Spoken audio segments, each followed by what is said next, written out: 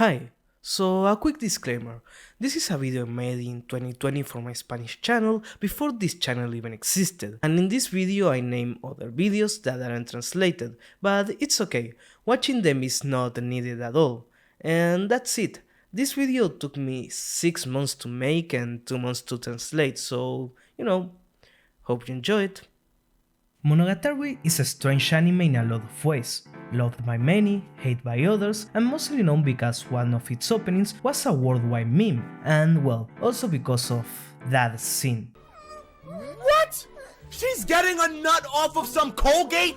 But of course, those who decided to watch the series know that Monogatari is much more than the toothbrush scene, much more than a catchy opening, much more than what the meme says. But exactly, what is Monogatari? This is a question that many people ask themselves. After all, between the super long dialogues, the text signs popping every 2 seconds on screen, the strange visuals, the non-linear narrative, and having to wonder if the character through which the story is told is reliable, Monogatari becomes very difficult to follow and understand in a first viewing of the anime. But that's what I'm here for. After finishing watching the series for the 10th time and making a lot of videos analyzing it, I feel qualified to answer the question of what Monogatari is, and to do so, we will have to start talking about the bases that make up the series. Let's start by talking about Monogatari and Otaku culture.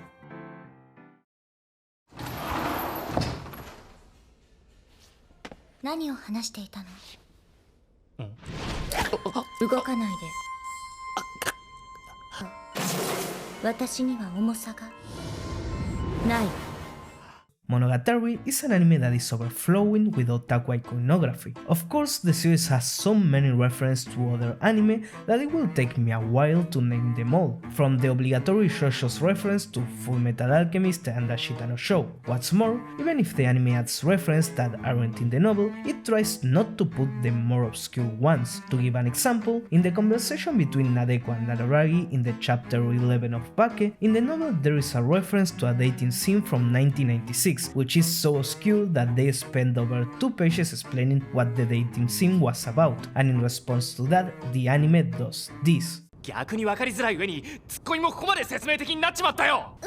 なでこも通じるとは思わなかった。 So yes, Monogatari is full of reference to otaku culture, but that was not what I was getting at. Aside from all of this, Monogatari grabs a lot of elements of the otaku narratives and transforms them into its basis. To explain this in a super short way, when I talk about elements of the otaku narratives, I simply mean the tropes that we see in the works that are part of otaku culture, namely anime, manga, visual novels, and light novels. Of course, each of these media are different and have their own tropes, but they tend to share many, and Monogatari takes advantage of them to tell its story. A teenager one day gets supernatural powers, and since this boy has a strong sense of justice, he can't help but use these supernatural powers to help people. But curiously, the people he rescues end up being old women who can't help but fall in love with this Prince Charming, forming a harem, of which the protagonist will eventually choose, as if it were a contest, the winner to be his girlfriend, while the rest of the girls accept his decisions and decide to support him. Of course, among the girls, we have the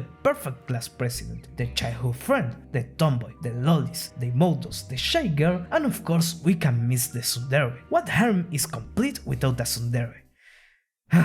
Of course, what I just said is of no use of its own. Moreover, the most common thing for an anime to do is to stick to the tropes present in the medium. Just following them will make the anime no more than another average series. But what makes Monogatari special is how it uses the basic tropes and turns them on their heads. And to explain this, I would like to start from the visuals, since there is a particular element that visually represents how the series plays with the otaku narratives. That element is the character designs. There is something particularly different with the Monogatari designs. Of course, the series as a whole has a very strong visual personality, but the character designs are different in the concept that they strike a balance. Of course, Monogatari's characters feel like anime characters. I couldn't describe them as any other way than anime characters, but what makes Monogatari's characters design stand out is the special attention paid to the anatomy. Of course, I'm not going to say that there there aren't scenes in which the characters look like this, but on a general level, the series tries to pay special attention to maintaining a certain level of anatomy in its characters. And no, I'm not talking about when we have sexual scenes, don't worry, we are going to talk about those. But you'll hardly see so many details of this style in other series. For example, if you look to a standard shonen like Boku no Hero or Demon Slayer, you'll hardly see things like lacrimals next to the eyes, or properly drawn noses with nostrils, or facial muscles moving when the characters speak, or whatever this part about the mouth is called. And it doesn't stop with just that, but the use of lighting in the series helps to bring this out much more. Let me put two examples in contrast, and in the same style of Ogi, I'll let you guys notice the difference on your own. あれ幸い日本は比較的福祉が充実している国だからね。 In both cases, we have a character moving in front of a light source, but unlike Eurocamp where Nadeshiko's entire face is kept illuminated, in Monogatari the different shadows that will be generated by both the nose and the eyes of Sodachi's face when exposed to a moving light or moving around a light source are drawn. So while the faces in Shurocamp and hundreds of other anime feel totally flat, they feel like they are totally 2D, in Monogatari we can feel a certain 3D effect. We feel how the different parts of the bodies are there, and to some extent, we feel how the characters in Monogatari look more human. The character designs in Shurocamp totally feel like anime designs, which is not a bad thing, after all is what this series is trying to achieve, but Monogatari, while still looking like an anime, tries to bring out a more human side to this type of designs, and that idea of finding humanity in the otaku narrative is the foundation on which Monogatari is built. 助ける？そりゃ無理だ。君が勝手に一人で助かるだけだよ、お嬢ちゃん。I would love to go straight to this famous Oshino's phrase, but it seems to me that doing this will be doing things out of order. So let's start by looking at the individual characters, and as I said before, each character in this anime represents to a greater or lesser extent an archetype or a trope of otaku culture. I suppose that the most notable example that is marked by the series is the case of Sensho Ahara, and how from the first chapter she is marked as a tsundere. These type of characters are mainly characterized by initially having a super aggressive attitude towards the protagonist thanks to something random, like a negative initial impression or a bad first encounter, but as the series progresses, they start to develop loving feelings for said protagonist, generating conflict between their initial aggressiveness and their new feelings of love, resulting in they having a Sun and their attitude at the same time, giving the name Tsundere. And Sensho Ahara is a character which tries to explore this type of characters, but as I said before, from a more human point of view, starting from a question: what situations would a person have to go through to act in this manner? During the course of the anime, we learned that she was the victim of both a rape attempt and multiple scams, generating her to lose trust in others and to try to isolate herself from the world using violence as a defense mechanism. And not only as a defense mechanism against our protagonist for random situations, but Sensho Ahara acts the same way with both Kanbaru and Oshino, marking how she has major trust issues. And aside from that, we also learned how her emotions at this stage were so heavy that she couldn't carry them, having to resort to the crab and... Look, there is going to be another instance of the video where I'm going to talk more in depth about the character's mental state. I guess that what I said is enough to understand this part of Sensho Ahara's character. She's not initially aggressive for random and comfortable reasons like your average tsundere, but she previously had experiences which led her to a state of constant aggression, and her problems don't end as soon as the crab issue was solved and she entered in a relationship with Araragi. These are not things that are fixed overnight. Initially, her trust issues made for a super toxic and jealous relationship, and like all good tsunderes, she had conflicts expressing her feelings. Having suppressed her emotions for so long caused her to have trouble understanding them and communicating them to the rest of the characters. But like all good tsunderes, she slowly opened and found a way to understand and accept her feelings. Sensho Ahara meets all the requirements to make a tsundere, and her character is strongly built on the foundation foundations of this character archetype, but at the same time Senshouhara is not a tsundere, because she does not behave like one. Instead of holding herself back out of a dumb pride and yelling back at the protagonist, she is the one who confesses first and tries to slowly learn to be honest with herself, and the reasons behind her way of being are not born from the archetype but from exploring trust and its importance in human relationships. That idea of trust and its value is the humanity behind the tsundere archetype. 愛してる。愛してる。 The other case that is a bit more complex to understand is the case of Nadeko. After all, she represents an archetype that is not so present today. We should remember that the Back's novels were written in 2005, and the most popular tropes of that time were different. Nadeko is based on what is known as a dandere, a type of characters mostly shy, which suffers a lot and is embarrassed when having to talk to people. But in case of being with people which they are more comfortable, they can open up a little more, and also in the vast majority of cases they have a hobby for which they feel a lot of passion. If I had to give a more current example that is popular, I will use Shuri for the visual novel Doki Doki, and what the series saw in this archetype was a strong attempt to escape. Escape from what exactly? Escape from the pain caused by failure, rejection, and human relationships, or in other words, escape from conflict. A lot of times, these type of characters tend to go with the flow of things and don't stand out because they never want to enter discussion. Giving an opinion, trying to propose something, trying to exert some change can always lead to conflict. That's why when Nadeko finds herself in some conflict, she will just look down and apologize, not because she was at fault, but because it was her defense mechanism, as if she was reading a script and had no personality of her own. That's why Nadeko is the most hated character initially by people who start watching the series. She's by far the least interesting character, while for the rest of Baki we see how these other super charismatic characters must face part of themselves which they can't hide anymore. Nadeko was different. She stayed mostly quiet and didn't stand out in anything, and the eccentricity she faces is nor a part of herself nor an obstacle which she must overcome in order to move forward as a person. She was simply a victim who stood there while watching Araragi Onichan save her, and Nadeko couldn't be anything but a victim. As long as she kept her head down, as long as she kept ignoring everyone, as long as she kept running away from every conflict, she was just going to be that cute girl and was never going to have a life worth sharing.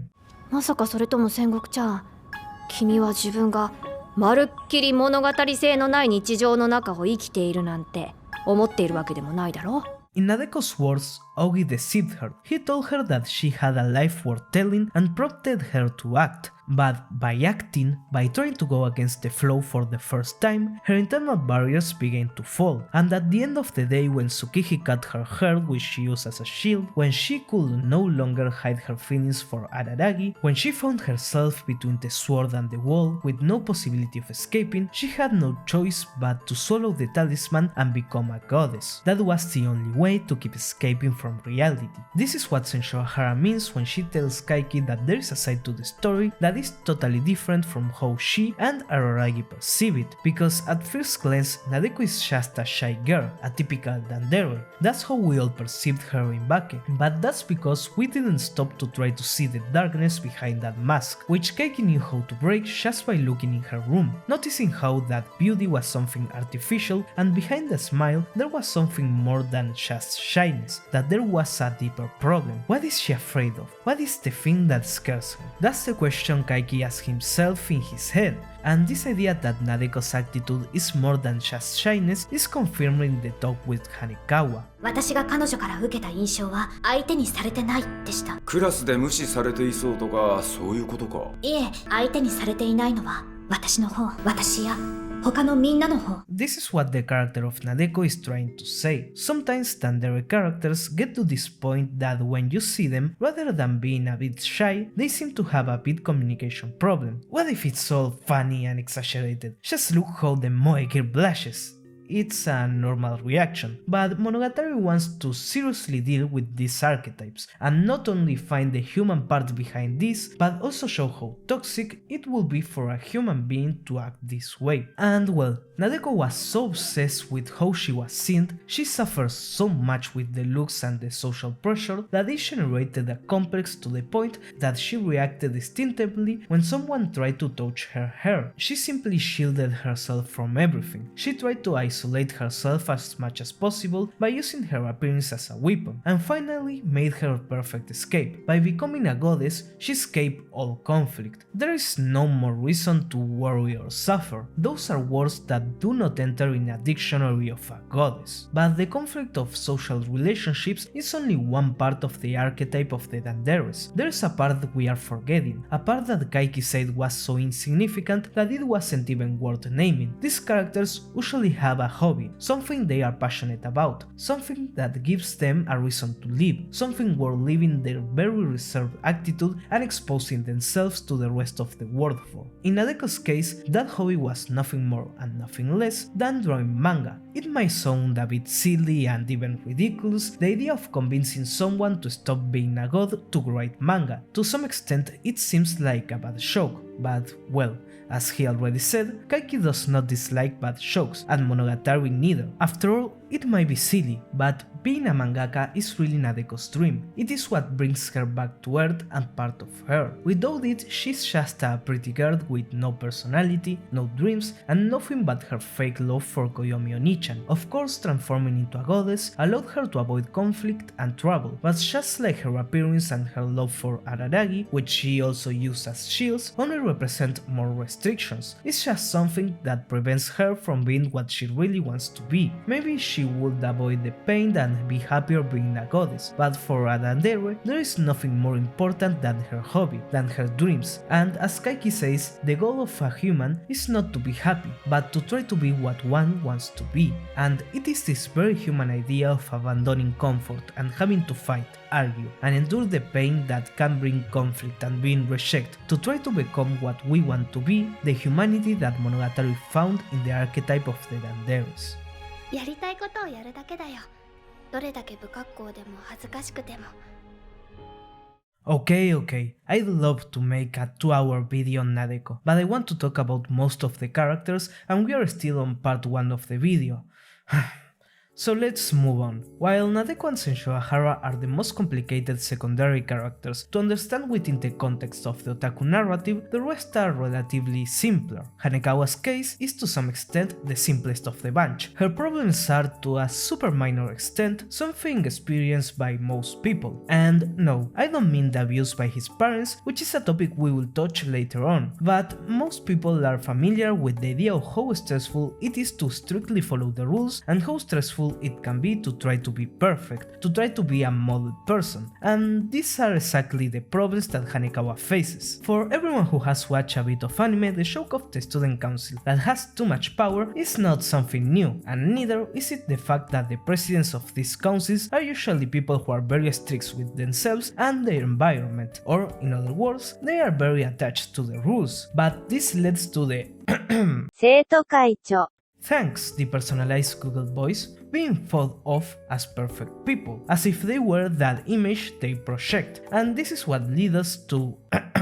エストゲロ thanks depersonalized Google voice, and through her, Monogatari tries to explore how stressful and inhuman such a person would be. Oshino himself said that Hanekawa is even scarier than an eccentricity. She's too perfect, too benevolent. She will forgive everyone as she did with her parents when they beat her, and she will help anyone who asks her, like how she offered to help Araragi, putting her life at risk many times, and as she also helped the dead cat in the middle of the street. No human being can be like that. No human being can stay like that for his whole life. No human being is totally white. And that's why Hanekawa had to resort to the eccentricities. That's why she had to create Black Hanekawa and the tiger to help her stay pure, to keep ignoring evil, to expel all her negative emotions. But of course Hanekawa understood that she can't be like that. She can't keep creating more and more eccentricities eccentricities while harming herself and the rest. That's why she decided to leave that mask, that image of perfection, and finally accept herself by merging with all the eccentricities she created. But this doesn't include only Black Hanekawa and the tiger. There is a monologue of hers which sadly is not adapted to the anime, in which she says that probably the perfect Hanekawa we see from the beginning of the series is also an eccentricity which she created when she entered her new family, and as an eccentricity she hurt her adoptive parents. That's why after taking in the tiger and the cat, she doesn't lose her original personality,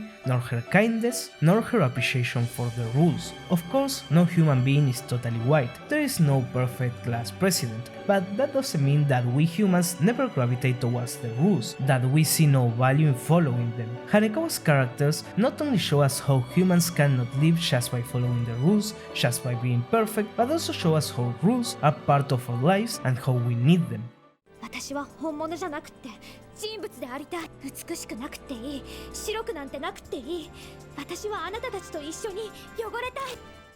But now we go from someone who lived her whole life behind the mask and lying to someone who is a totally open person, right? Kanbaru is a tomboy. Now, this word has many connotations, but for the anime world it's generally how we call a super energetic girl who tends to speak her mind without restraints and acts impulsively. Of course, short hair is also a part of this type of characters, although Monogatari seems to be an exception as we see all the girls with short hair at some point in the series. The thing is that Kanbaru is the living representation of a tomboy, but of course no character in Monogatari is just an archetype, and she is no different. After all, no one person is the same from all points of view. This is what Hana Monogatari shows us, and we are also given a hint of this in Bake, showing how the supposed girl who is always honest with herself inside harbored a lot of hatred, both in the past towards her former classmates and now towards Araragi. But when we really go deep into her character, it's obviously in the season where she's the protagonist,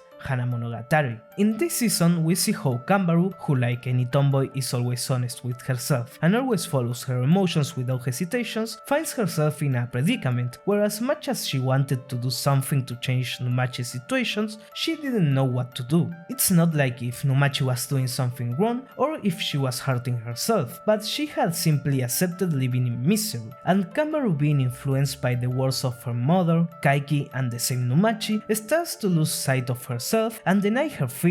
But of course the one who helps her to find herself again is no other than Araragi, who throughout the series and his entire adolescence always followed his instincts and only looked at what was in front of him, and that's the mentality Kanbaru needed. At the end of the day, she just had to follow her instincts and do what she wanted. Of course, no one is always honest with oneself. We can't always follow what we feel without thinking anything through, and we don't always know what we want. But this makes Kanbaru a very different character from the rest, because while in the cases we saw before, we are shown how problematic it will be for a human being to have, for example, sensual tsundere personality and the hardships someone will have to go through to get to have that personality in the first place, Kanbaru is different. Of course, she went through a lot of trouble and hurt a lot of people when she blindly followed her feelings and instincts like a tomboy would, but it is made clear to us that this is not a bad thing, that following what you believe and feel is the right thing to do. That is the conclusion that Kanbaru also comes to at the end of Hana, but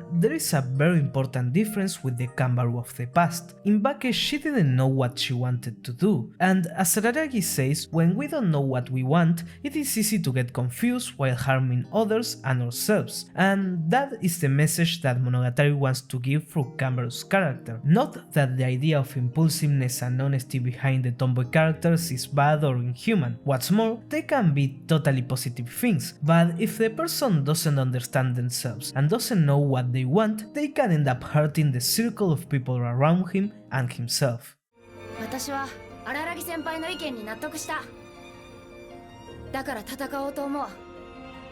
And speaking of circles, let's talk about Hachikushi, who is initially shown as a secondary character. Basically, she's the type of character who has a dumb problem like being lost, and while helping her, the protagonist and the main girl strengthen their relationship. These kind of characters and mini stories are present in almost all harems, and usually after their problem is solved and they already helped to strengthen the main couple's relationship, they disappear and lose all relevance. But Hachikushi not only continues to participate with a very active role in the series, implying that in life there are no extras or secondary characters, but she also goes against her nature as an aberration and gives advice to Araragi, showing great maturity. And this maturity brings us to the next point, which is not only part of Hachikushi's character, but also part of Shinobu's and Ononoki's. I guess you already know that how an anime character looks can be deceiving. This is Shotaro from JoJo's Bizarre Adventures. He's 17 years old, and this is Nene from New Game. She is 19 years old. Of course, exploring this idea should be something simple and shouldn't generate much controversy in a normal anime. The point is simply that the age a person is or appears to be often doesn't fully define their maturity. That's the point of the talk Araragi and Hachikushi have in Nisei. But having said all that, Monogatari is not a normal anime.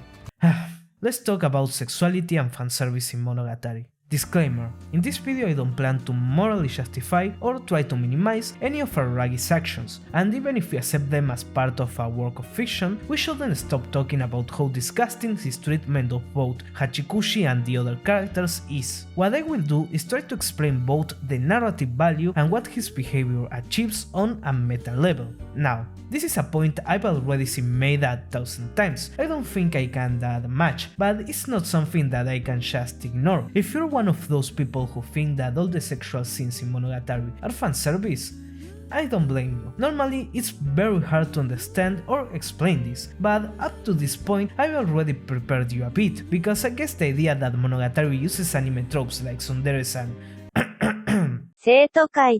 and puts a twist to them shouldn't sound like something far-fetched. So what happens when we try to apply that same logic to the use of sexuality? Well, before we explain that, we need to lay some groundwork. Let's start with the concept of fanservice. The general understanding is that fanservice is anything that is not considered necessary or does not contribute anything to the main story or plot, and is done solely to please the fans. But now we are trying to analyze it from the framework of otaku culture, and this concept for the anime fan is synonymous with sexuality, and that's because from the early 80s to the present day, the medium constantly used scenes with sexual overtones for no other purpose than to entice the viewer, and the anime fan eventually tied the use of sexuality or any suggestive scenes in anime and manga to the concept of fan service, indicating that those are not scenes that have value, that they are only there to attract dumb fans who will spend their money to buy merchandise. And this concept of sexuality as fan service is something that Monogatari plays with throughout the entire series.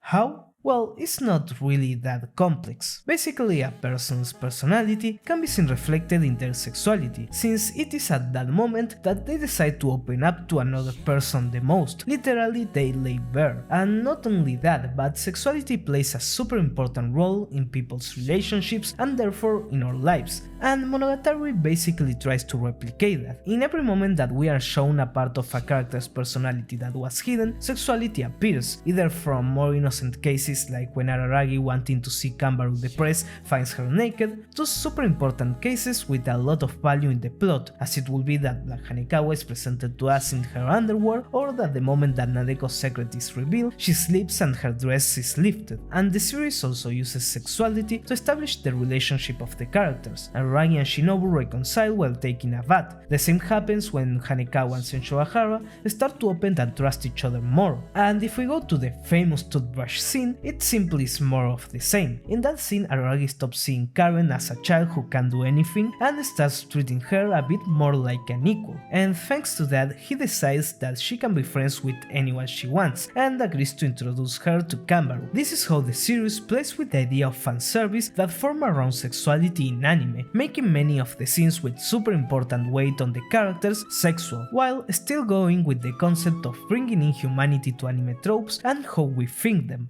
そうだ、カンバルのことなんだけど、あいつはどうしてあんなにエロいんだ？そうかしら。それは男性側の視点だからそう映るんじゃない？あの子はただ自分に正直なだけよ。Now, I'm not going to defend absolutely every scene that is sexual. There are times where there is no thematic value in the scenes. For example, when they name Shinobu at the end of Hana, we have 4 random frames with her on the beach in a bathing suit for no reason. And there is also the other problem that it can get very extreme. I understand the contradiction of trying to show humanity in sexuality with two brothers brushing their teeth, but that said, taking everything to the extreme is part of Monogatari. We already had a girl who was almost raped by a cult member who stole all the money from her family, and after that the same girl encountered 5 conmen, one of them being Kaiki, and we have another girl who tricked herself with visual and audible hallucinations to resurrect a dead god and merge with him. Going to extreme situations is something that Monogatari always did, so I saw it appropriate in the context of the use of sexuality, but it can lead to some confusions, and to understand those confusions we first need to clarify something. To say that Monogatari tries to bring some humanity or reality to the tropes of the anime manga world is not entirely correct. It is an incomplete statement, in the same way that it would be an incomplete statement to say that Sodachi hates happy people. It's something more specific. Sodachi doesn't hate a group of people who are happy, but a group that is within that group. Sodachi hates a group of people who don't know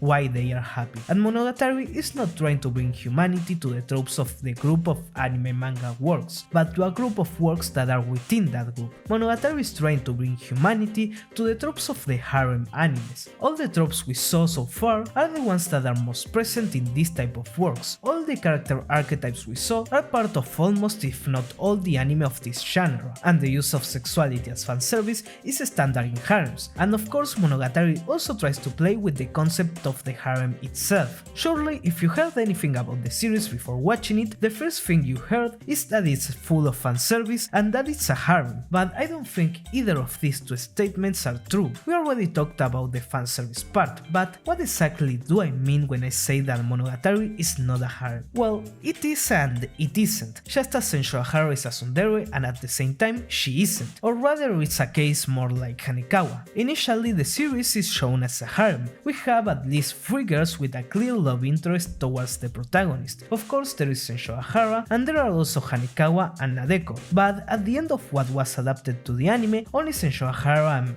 maybe Shinobu have a love interest for Araragi, and it is at this point where we try to understand which character have a love interest towards Araragi that the use of sexuality generates confusion. Kameru always acts in a sexual way because she's mostly open about how she feels, and as I said earlier, generally when a character in Monogatari is shown in an open and honest way, sexual context is used. Interestingly, the first few times we see her in Bake, she does not show this characteristic, precisely because she was not being honest with herself and her hate for Araragi, but when this issue was overcome, she began to show his more open and sexual side towards Araragi, although at no time is it serious, it is her way of banter. She makes it clear to us in Nise when she says that she really likes the friendly relationship they have, that she doesn't want to change it. In Karen's case, yes, there is the toothbrush scene, but immediately after that, in the next episode, we have the scene where Araragi rides on Karen's shoulders and they try to avoid any kind of sexuality, and when they bring back the topic of the toothbrush scene at the end of Owari second season, then make it seem like a joke, and Araragi's reaction is one of disgust. The toothbrush thing was just part of the idea of using sexuality to develop character relationships, and also there is the fact that at no point does the relationship feel romantic, and Karen saying that she fell in love in Nise is part of an inside joke between them. Every time one said a cool phrase, the other responded with "if you weren't my sister, I would fall in love," or "don't fall in love, that would be incestuous." This is used as a joke a couple more times in the novels, but it's never given any real importance. It's just kept as a gag like Hachikushi's stuttering. And speaking of Hachikushi, her case is another confusing one, mostly because of questionable translations and Monogatari stuff. First, as with Karen, the relationship between Hachikushi and Araragi doesn't feel romantic in any way,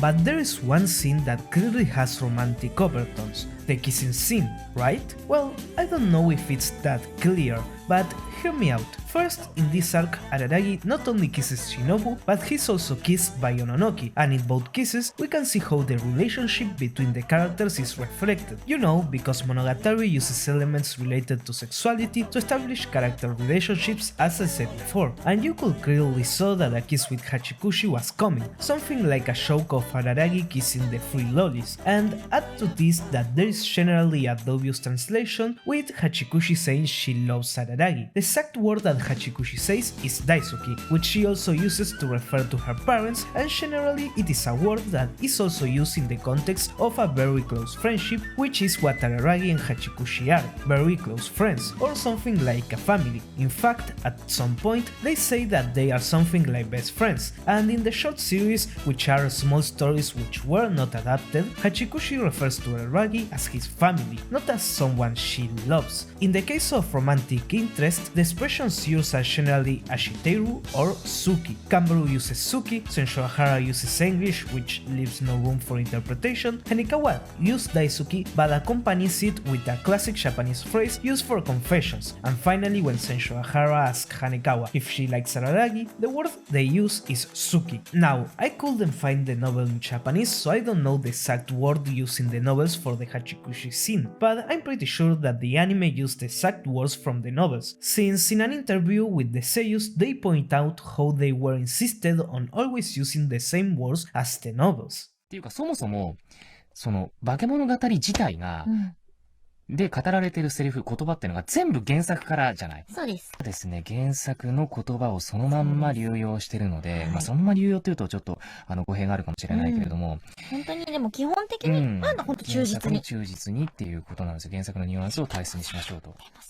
So in view of the fact that the only time the relationship between them is perceived as romantic is the result of confusion due to the use of the sexual aspect of the series and the translations, we can say that there is no love interest between Hachikushi and Araragi, and I don't think I need to explain why Sodachi or Kagenui don't have a love interest in him. So let's go to the two characters that aren't Senshoahara who show a love interest for Araragi, or at least they say so, Hanekawa and Nadeko. With these two characters is that the series really deals with the idea of harem, but as with the other cases, if we don't settle the basics of what a harem anime is first, we won't understand. We call harem an anime in which we have a male protagonist who falls in love with a group of women, and the anime explores the relationship of this protagonist with the girls until he finally decides with which one he wants to have a relationship, and that's usually the end of the show. Of course, that's just the base. From its beginnings, the genre was used to sell a fantasy to the supposedly average anime viewer who was supposed to be a nice young man or a teenager who really didn't excel at anything and wasn't attractive, but at least he was nice. In this fantasy, a person like him who didn't really excel at anything but was kind and willing to help anyone who asked him could have all these girls fighting for his love, and he had the option to choose the one he wanted. But the moment the protagonist chose one, the rest of the girls simply support the decision without any problems, maybe with some crying at the time, and that's it. After that, they are all happy. But of course Monogatari did things out of order with Senshoahara. Not only was she the one who confessed first, instead of Araragi choosing her, but she did it in chapter 5, before we see much of the rest of the characters. But outside of the idea that the protagonist has all this gear at his feet, where the series took its biggest problem is in this simplistic and even toxic idea that romance boils down to something trivial, that one day you can totally fall in love and the next day it's so good if the person you like starts dating other persons. People have emotions and playing with them brings consequences. In Hanekawa's case, initially seeing Araragi and Senshoahara was super painful, and more so with the fact that Araragi asked her for advice. All this turned out to be so stressful for Hanekawa that it led to another appearance of Black Hanekawa, which gives us an idea of the dimension of how this much whole thing affected her, as Black Hanekawa is born out of years of accumulated stress from his family situation, but only a few months of suffering for her unrequited love was enough for the cat to come out again, and although she suffered all this, surprisingly Hanekawa never envied Senshoahara. In the novel of Neko Monogatari Shiro this is more than clear, but the tiger did not burn the places where Hanekawa slept, but as an eccentricity centered on envy should do, the tiger burned everything Hanekawa envied. First, the house where her adoptive parents began to reconcile, second, the place where Araragi asked for help from Kanbaru and not from her, and third, Senshoahara's house, but not because she was envious of her relationship with Araragi, but because she was envious of Senshoahara's relationship with her father. It's not a lie that she had a certain Electra complex, to the point that on the White Day, a day similar to Valentine's Day, the dinner with her father was the main event instead of her date with Araragi, and in Hanekawa Hanekawa stayed at Senshoahara's house. Hanekawa saw this, and that is the envy she felt. Of course, she suffered a lot for his unrequited love to the point of becoming a monster, but she was always in favor of her friend's relationship. He loved them both, so she never wanted to take Senshoahara's place. She never envied her, contrary to Nadeko, who never felt the same pain as Hanekawa because she was not really in love, but she did feel envy towards Senshoahara. But to say that Nadeko's situation is consequence of her unrequited love will not be sincere, it will be playing the victim's game. The same with Hanekawa. This is not a harem anime. The lives of the characters go beyond the romance with the protagonist and the problems that come out of that romance. In the cases of Nadeko and Hanekawa, the romance only amplified the problems that were present from before. Hanekawa was really looking for help in Araragi, or as Black Hanekawa puts it, encountering the supernatural, encountering a vampire, seemed to be the perfect situation that could bring her out of her suffering. It seemed to be that the idea that Araragi could turn her stress-filled life around was her excuse to not look at reality. He was the prince that she was waiting for, and the same with Nadeko. Araragi was just another excuse, one more fantasy to get attached to so she could escape reality. Her real desire was not to be in a relationship with him, and that is why both Hanekawa and Nadeko get rejected. In Monogatari, Araragi says it loudly. Of course, it is part of the plan to make Hanekawa attack him, but he tells her to live with her misery, that he's not going to save her, that he's not going to become her hero or her star or anything. And Nadeko was clearly going to be rejected when Araragi found out she was supposedly in love with him. It would be all over for her if she was rejected directly by Araragi. Her supposed love could no longer be used as an excuse to not look at reality. If they both wanted to solve their problems, they had to abandon Araragi and try to do something with their own hands, and we already know how things progressed. Hanekawa decided to accept her negative emotions and travel around the world totally away from Araragi, and Nadeko stopped escaping from reality. She stopped living in her fantasy and focused on the reality she wanted to achieve. Therefore, she stopped living in the shadow of her supposed romance with Koyomi Onichan, which kept her locked up. So by the end of the second season, there is no such thing as a harem in Monogatari. The only person who has a love interest for Araragi is Senshoahara, who didn't expect anything from him. In her words, she never expected a reward or for Araragi to do anything special. She just wanted him to be with her. No more tricks, no more expectations, no more nothing. One just confessed, the other one accepted, and they got to know each other better as they solved their problems and grew as people. The most normal kind of relationship, the most human kind of love. And in the end, they understood each other. Araragi understood Senshoahara, and Senshoahara understood Araragi, and it seemed to me that it's time for us to understand Araragi as well. 他人のために自分を殺す。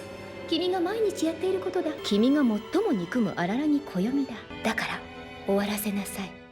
Of course, just like the other characters, Araragi was born from the basis of a harem archetype, the protagonist, and as I said before, these protagonists were born from the image that existed of the average otaku at the time, but it also began to appear more types of protagonists of harems, and Araragi belongs to the archetype of characters that is called hinederes, to which I already dedicated a whole video in the past. But to summarize, it's usually the same concept of the classic harem protagonist, a person who does not excel in anything, but is kind and is always willing to help the rest. But there's only one thing that differentiates the hinederes from the classic harem protagonist, and that is that due to situations that may vary from character to character, they came to have a cynical and pessimistic opinion of people and themselves. The character development of hinederes is pretty similar in most cases. They start out super distanced of the rest because of their cynical view of people, but since inside they are still those nice guys who only think in that pessimistic way because of unfortunate situations, they can't help but to try to aid a damsel in distress, and no matter how much helping her ends up hurting them or giving them problems, they do it anyway since they are not special people and they don't stand out in anything. What happens to them doesn't matter, or in other words, they have self-esteem problems, but eventually after helping these people, they end up creating in relationships which slowly grow to be important to them and breaks down that initial pessimism. And by being seen as important to someone, they can't keep hurting themselves to save everyone, because now that will also hurt these people who love them. And from that point on, each series goes its own way. Sometimes the protagonist stops helping everyone and focuses on his important relationships, and sometimes he has no problems because he's so good that he can save everyone without sweating. But Monogatari wanted to focus on the most fundamental conflict of this type of characters. Let's talk about altruism. When we talked about this kind of characters, we already said that their main characteristic is the kindness to help others even if that puts them in danger and there is no apparent reward. Basically the definition of an altruistic person, and also the definition of Koyomi Araragi, a person who only wants to do the right thing, and if helping the rest is the right thing to do, then it makes sense that Kaiki is presented to us as an antagonist, someone totally selfish who only does things for himself, a complete opposite of Araragi. Of course, things aren't so simple. Monogatari loves to be extremist with its presentation, but always searches for a balance in its themes. This dichotomy, this total separation that Kaiki does in between Araragi and him is, as anything Kaiki does, a farce. ただし、俺が枯れ木だとすれば、お前は若木なのだろうがな。 But let's explain in chronological order. Koyomi Araragi was a super normal kid, but with only one thing that stood out. His parents were policemen, which for better or for worse affected how he was raised and his way of seeing the world. Koyomi Araragi was a kid who believed that things could be differentiated in right and wrong, and that the world always moved forward by choosing the right options, working on what is true. Hanekawa and Nekoshiro tell us that Araragi before high school was known to be a hero of justice like the Fire Sisters and acted like them, but this sense of justice put a great burden on him when he couldn't do what was supposed to be right for a child to do, that is to study and get good grades. And that was Araragi, a normal child who didn't excel in anything outside of having a strong sense of justice. But one day something happened that changed his way of seeing the world. He encountered the ugliest formula that exists, majority voting, a formula that allows you to fabricate what is right. And not only that, but it's the formula that governs the majority of the world and the authorities that are supposed to be respected. July 15 of his first year of high school was a total paradigm shift in which Araragi lost everything that made him who he was. When he saw an authority such as a teacher creating a false truth, he began to doubt whether what he considered right really exists or is something totally invented by a large enough group of people. And this is the reason why his phrase was born. 友達はいらない。人間強度が下がるから。 If groups of people can fabricate a truth, I don't want to be friends with anyone, I don't want to belong to any group. If I want to maintain my sense of justice and not accept that of the rest, I have to be alone. It is the only way to continue doing what is right for me. It is the only way to continue being a strong human. But things for Araragi only got worse. Because of the guilt generated by not being able to do anything while Sodachi was being judged, he never got a perfect grade in math again, causing his academic performance to drop even more and making him feel even more miserable, making him feel like a person who has no value, and it all culminated in his encounter with Kiss Shot. 次の人生じゃ絶対にうまくやる。要領のいい。嫌なことは全部他人のせいにできる。そんな人間に生まれ変わってやる。Meeting the half-dead vampire was the perfect excuse. To escape, to end his miserable, friendless, meaningless and worthless life while supposedly following his sense of justice, helping the rest, even if that rest is a vampire. So, ignoring the consequences, ignoring what he could or could not cause, he threw himself into the fangs of that vampire who was asking to be saved, accepting death. But Kiss Shot was not so benevolent as to let him escape. Araragi not only survives, but literally ceases to be human, and no matter how much he tries to ignore the consequences of his actions, he allowed a vampire like Kiss Shot to survive, and that can only mean one thing, that not only he allowed her to kill Gishotin Cutter, but eventually he would end up killing another human being to feed himself. No, there is no more escape. どうするんだよ、これ。死ぬしかないじゃん。 Or so he thought, until the only person who could help him arrived. Hanekawa was everything Araragi dreamed of being. Not only was she a model student who followed the rules and what's right, but she was willing to help whoever needed it, even Araragi. If there was someone who was not going to let him escape his responsibilities, it was her, someone who Koyomi envied, but also respected and idealized. If Hanekawa says he must stay alive, then that's the right thing to do. If after the disaster he goes, he decides to escape, that would could really be selfish. Araragi had to take responsibility, and that responsibility was to defeat the monster he saved. It was time for him to accept his mistakes and try to correct them by killing the horrible vampire Kiss shot as a Rolla Orient heart on their blade.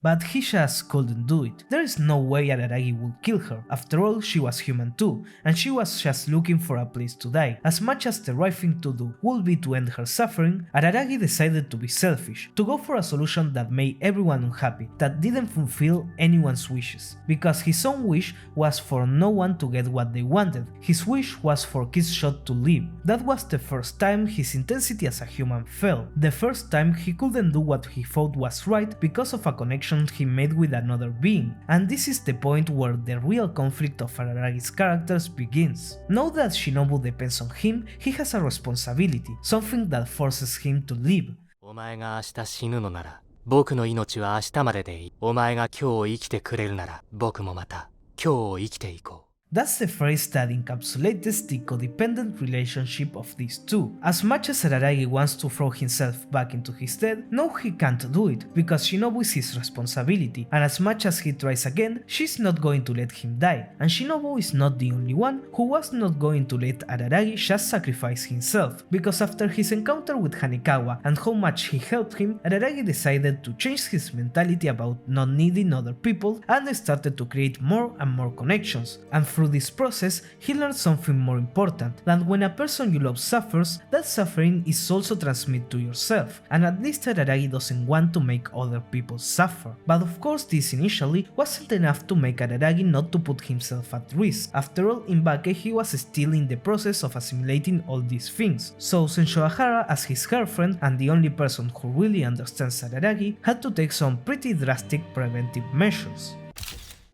This threat, which is initially taken as just another part of the back and forth between them, was really Sensho Ahara's way of telling Araragi that sacrificing himself will no longer be an option. And that is how that child who dreamed of defending justice at all costs was slowly disappearing, and a new Araragi more focused on protecting himself and those around him was appearing, a more selfish Araragi who will defend those he loves no matter how wrong and full of life he is, even if the truth and justice are on the other side. And really that should have been the end of the story of Koyomi Araragi, proving that Kaiki's theory was correct. 説は現実論や。人間の本質は欲望である。人間は欲望に支配されとるっちゅう身も蓋もない純子の思想やね。人は生まれながらにして悪性を持つ言うねんな。 All humans are born evil. We only want to fulfill our desires. We are all selfish like Kaiki. Moreover, even from the beginning, Araragi's desire to help was not altruism, but self-satisfaction. He didn't want to help the rest, he just wanted to feel good with his sense of justice, or he was just looking for a way to escape his life in peace. It was all to satisfy himself. The phrase that Kaiki says as soon as he meets Araragi is not to say that they are totally different, but eventually Araragi is going to grow up and end up as a totally selfish person who lost his intensity as a human being. 嫌なだけの人間はいない。悪いだけの人間はいない。どの方向から見ても同じ性格のやつはいないし、どの時点でも同じ性格のやつもいない。 By this point, we should already know that Monogatari doesn't like to end up in extremist conclusions. From Araragi's point of view, Kaiki is a villain, a person who only cares about himself, a super villain, and that's the image he built. But when we go to Kaiki's perspective, when we stop seeing things through Araragi's image of him, things change. He's not a villain, but he's not a hero either. He's just a random middle-aged person. Sometimes he's that person who hurls useless spells to children to make money, and sometimes he's that person who puts his life at risk while facing gods to help and all that quietness. If you ask me if Kaiki is selfish, I will tell you that he is, but he's also a person capable of doing things for others. He did everything he could to help Sensho Ahara in the past, and the objective of his visit to the city was really to check on how Kanbaru was doing. Now, does that serve as an excuse for doing what he did? Of course it doesn't. It remains a super selfish act, but at the same time, he was doing it because he promised Gaen that he will help her daughter, and it is this constant fight between selfishness and altruism what's on Kaiki's mind, as much as he wants to follow the idea of the fundamental evil that says that since we are born, we only want to fulfill our desires, he can't help but care about other people. The spells he sells really shouldn't have any effect, and the eccentricity he uses on Karen will just be gone in 3 3 days. He always tries to do as little harm as possible, even if they are people he has no relationship with. But it's not just him that struggles internally with the idea of the fundamental evil, but we also have Hanekawa. If we go a little deeper into the theory of Sensei, he says that when a human being is born, it only has desires that it wants to fulfill regardless of the rest. That is the human being in its natural state. But as we create societies and begin to subsist, we begin to make rules that allow us to live in civilizations, and from this concept Black Hanekawa is born, which along with the tiger encapsulates the natural part of Hanekawa, her selfish desires and emotions, while the artificial part that respects the rules and tries to be the purest person that exists is the perfect Hanekawa, which we saw from Nekokuro to the end of Nekoshiro. And even when she finally decides to accept her desires and negative thoughts, she doesn't stop respecting the rules and trying to help the rest. No human being can be good all the time, and no human being can be bad all the time. Sometimes we help the rest, sometimes we are selfish, or as Shinobu puts it, Black Hanekawa and Hanekawa, or in other words, selfishness and altruism, are two sides of the same coin. Both are parts of a person's personality, but of course they are not always equal parts. There are people who are more selfish than altruistic, and there are people who are more altruistic than selfish, and here's where we come back to Araragi. Although he no longer hates his life, he's now entirely happy with his new self. What kept him more or less afloat before was that although his life was miserable, he was capable of dying if necessary for doing what he perceived as right. But now the people who help him stay afloat to not have a miserable life are also the ones who tie him, who will prevent him from doing the right thing in a life or death situation. And precisely that life or death situation occurs with Hachikushi when she's attacked by the darkness. The first time it was the majority vote that attacked Araragi's sense of justice, but this time it's a totally authoritarian phenomenon that punishes liars. Again, a supposedly idea of right and new justice is going to unjustly attack someone, and this time, unlike before, he can do something about it. The options are simple: Hachikushi dies, is swallowed by the darkness, or continues to wander with Araragi. Unlike the other cases like Hanekawa and Nekokuro, this will solve the problem. This time it will not be sacrificing himself to escape. It is a possible solution in which Hachikushi will not be punished unjustly, and both could continue together, which is the only reason why she wants to stay in this world. But this time Araragi couldn't do it. Now he has people that he doesn't want to make suffer, that he doesn't want to stay away from. He's no longer able to help the rest if it means a big cost for him. He's no longer able to save Hachikushi. This is probably the point where Araragi became weaker as a human being. He found a reason to live in others, but he lost his altruism, which was the value he gave himself as a person. And worst of all, no one criticized him, no one punished him. What's more, his life is taking a positive turn. He's moving forward, he has friends, a girlfriend, and his academic performance went up thanks to the help of the people around him. But even so, even with his life being blessed, he couldn't help but think that he was cheating, that someone who went so far away from the right thing like him shouldn't be happy, that he shouldn't have the right. Araragi wanted someone to criticize him, someone to give voice to what he thought of himself, someone to tell him how much of a fool he is.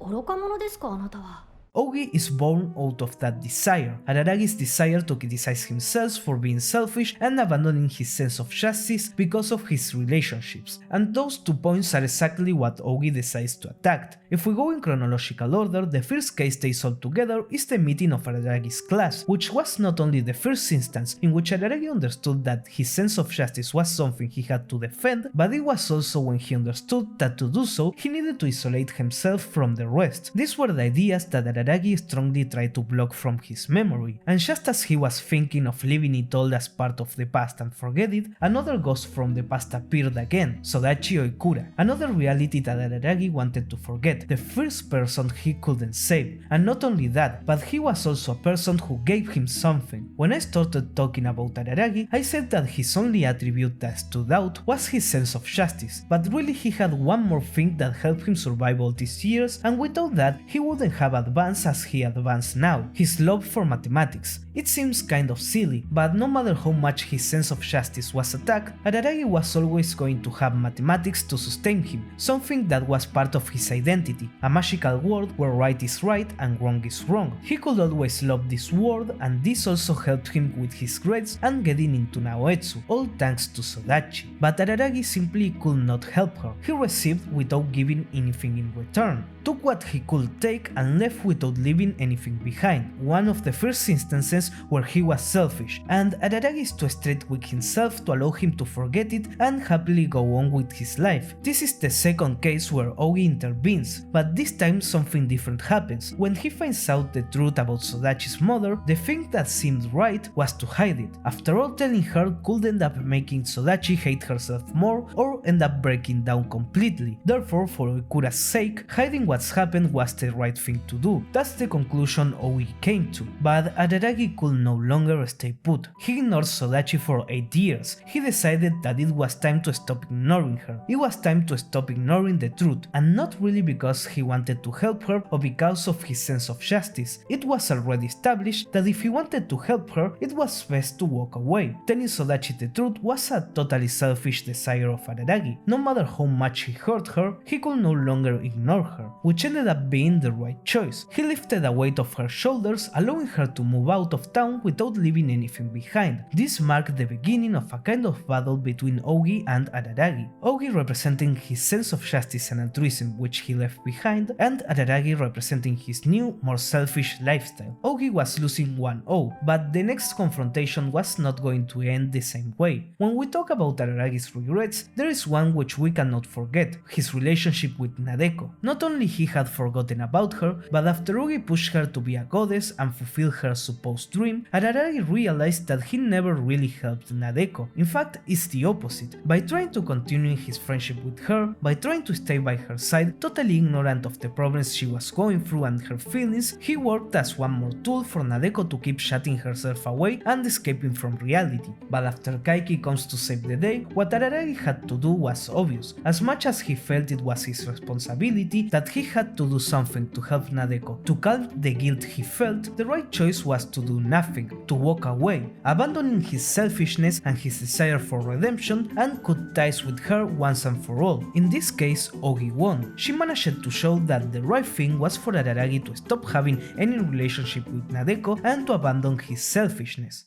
And with the score tied 1-1, it was time for the tiebreaker. Apparently Ogi had planned for Araragi to face Tadatsuru, who had been hired to eliminate Shinobu, so supposedly Ogi was hoping for a talk in which Tadatsuru confronts Araragi about whether staying connected to Shinobu was the right thing. And she also had planned that Ononoki kill Tadatsuru, showing that she's a monster and that Araragi had to get away from the idea of no longer being human like her. But I say supposedly because Gain intervened and nullified everything. Tadatsuru just marked that this was all just part of a larger conflict, that he was simply following the script, and although Ononoki does, quote, kill him, Gain decides to make her live in the same house as Araragi so that they don't lose their relationship, get closer, and Shotsugi proves that she's not just a monster and that she can care about the rest. So what was right in this case? Well, let's just say it was inconclusive, or as Ogi says it was a draw, and thanks to Gain's intervention, Araragi stops Ogi before she finishes with her last shot, Tsukihi. A part of Araragi wonders if it's right to let an eccentricity live among humans, if it's right to keep that lie. But no matter how right or wrong it is, Araragi will never stop loving Tsukihi. No matter what happens, he will continue to give her identity as his sister, so this issue is also left unfinished. And we come to the end. Araragi learns the truth and can no longer ignore Ogi. He can no longer ignore himself. It's time to confront himself. But then, what is his decision? They didn't end up deciding who was right. It's a tie, but it seems the world decided a winner. After all, if one is not sure of their sense of justice, if one is not sure what they think is right, eventually they are going to be swallowed and assimilated by the status quo,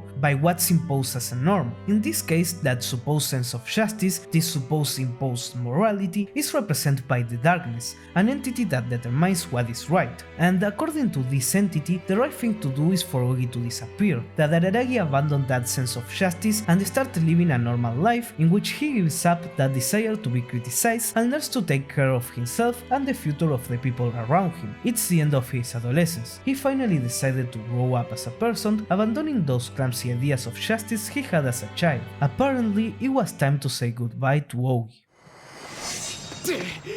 やっぱり無理 But this is precisely why Araragi could not let Ogi disappear, because it would be to abandon a part of himself, it would be to kill a part of himself. And if he really wants to take care of himself, if he really wants to live a life in which he does not hate himself, he cannot stop being himself, he cannot abandon such an important part of him, the part that helps Senshoahara, Hanekawa, Shinobu, and all the others. If he really wanted to love himself, he could not let his altruism, his sense of justice die, because it is part of himself, and throwing that part away because of the effects it might have on others is the opposite of what Araragi wants to do. Graduation didn't mark the end of his sense of justice, graduation marked the end of a lie that said that to hate oneself, to stop being oneself, was to love the rest. That is why after so many years, after so many fights and suffering, Araragi finally decided to save the person everyone wanted to save. It's not that he didn't change, he changed. He's a totally different person from the beginning of the series. He no longer wanders around with a dead wish. He no longer wants to sacrifice himself for any cause that comes along. But he's not going to stop helping others when they need it, because that is part of him, because that's him. Araragi did not save Oshinori, but rather Araragi saved a part of himself. 助ける？そりゃ無理だ。君が勝手に一人で助かるだけだよ、お嬢ちゃん。